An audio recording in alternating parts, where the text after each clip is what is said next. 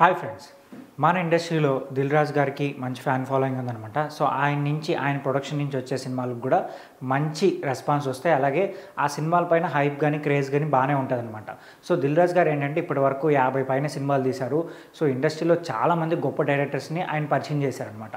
So like ఏంటంటే సుకుమార్ గారిని, అలాగే బొమ్మరిల్ భాస్కర్ గారిని, శ్రీకాంత్ అడ్డాల గారిని, అలాగే వంశీ పైడిపల్లి గారిని.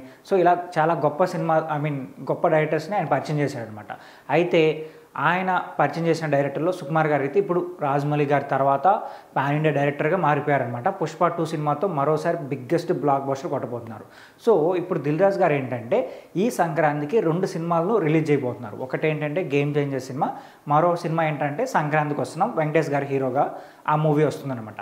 అయితే మనం ఒక 2 ఇయర్స్ బ్యాక్ చూసుకున్నామంటే లైక్ 2023లో ఆ సమయంలో మైత్రి మూవీ మేకర్స్ నుంచి 2 సినిమాలు వచ్చినాయి. ఒకటి వీరసింహారెడ్డి, అలాగే వాల్తేరు వీరయ్య.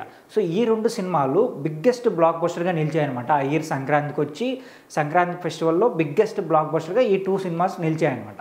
అయితే అదే సమయంలో దిల్ రాజు గారు కూడా ఒక సినిమాని రిలీజ్ చేశారు. ఆ సినిమా ఏంట్రా అంటే వారసుడు, విజయ్ తలపతి గారు యాక్ట్ చేసిన సినిమా అనమాట. అయితే వారసుడు సినిమా బైలింగ్వల్ మూవీ అనమాట, అంటే తమిళ తెలుగులో వచ్చింది ఆ సినిమా. సో యాక్చువల్గా ఆ సమయంలో ఏంటంటే థియేటర్స్ ఇష్యూస్ వచ్చాయన్నమాట. సో ఏంటంటే ఆల్రెడీ మన తెలుగు సినిమాలు వస్తున్నాయి కదా, సో మన తెలుగు సినిమాల్ని మనం ఆదరించాలి అని చెప్పి చాలామంది ఏంటంటే తెలుగు సినిమాలకి ఎక్కువ థియేటర్స్ ఇవ్వండి అని చెప్పి చెప్పారనమాట. సో దిల్ రాజు గారు చాలా ట్రై చేశారు ఆ సమయంలో. ఏంటంటే లేదు, వారసుడు సినిమా కూడా వస్తుంది కాబట్టి ఆ సినిమా కూడా థియేటర్స్ కావాలని చెప్పి సో కొంచెం ఆయన కూడా ట్రై చేశారు. బట్ చాలా వరకు ఫ్యాన్స్ కానీ అలాగే చాలా సినీ అభిమానులందరూ అంటే ఏంటంటే మన తెలుగు సినిమాల్ని సపోర్ట్ చేద్దాం, సో మన తెలుగు సినిమాలకి ఇవన్నీ థియేటర్స్ ఎక్కువ అని చెప్పి ఆ టైంలో సో ఎక్కువగా మైత్రి మూవీ మేకర్స్ చెందిన సినిమాలు అదే వాల్తేరు వీరయ్య మూవీ, అలాగే వీరసింహారెడ్డికి ఎక్కువ థియేటర్స్ దొరికాయి అనమాట. సో ఇంకో విషయం ఏంటంటే ఆ టైంలో వారసుడు సినిమాని తమిళ్లో 1 డే ఐ థింక్ 2 days ముందే రిలీజ్ చేసి 2 days తర్వాత తెలుగులో రిలీజ్ చేశారు. బికాస్ ఏంటంటే తెలుగులో థియేటర్స్ తక్కువ దొరికాయి అనమాట. సో అందుకని 2 days డిలేతోనే రిలీజ్ చేశారు.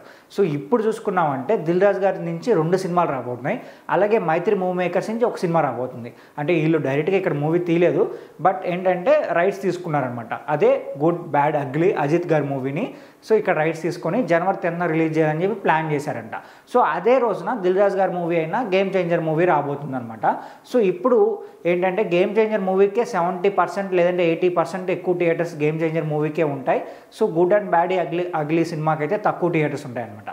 సో అలా చూసుకున్న నెక్స్ట్ 12th డాకు మహారాజ్ రాబోతుంది, బాలకృష్ణ గారి సినిమా.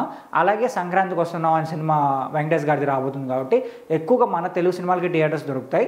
సో ఇప్పుడు అజిత్ గారి సినిమాకి ఎంతవరకు థియేటర్స్ దొరుకుతాయి, సో జనాలు ఎంతవరకు ఆయన సినిమాని సపోర్ట్ చేస్తారనేది వెయిట్ చేసి చూడాలి. సో మీరైతే ఏమనుకుంటున్నారు, అజిత్ గారి సినిమా ఎంతవరకు హిట్ అవుతుందని మన తెలుగులో మీరు అనుకుంటున్నారు కింద కామెంట్ చేయండి. అలాగే ఈ సంక్రాంతికి ఏ సినిమా బ్లాక్ బస్టర్ కాబోతుంది, సో ఏ సినిమాకి ఎక్కువ కలెక్షన్స్ రాబోతున్నాయని మీరు అనుకుంటున్నారో కామెంట్ చేసి చెప్పండి. ఇలాంటి మోర్ ఇంట్రెస్టింగ్ వీడియోస్తో మీ ముందుకు వచ్చేస్తాను. మా ఛానల్ సబ్స్క్రైబ్ చేసుకోండి.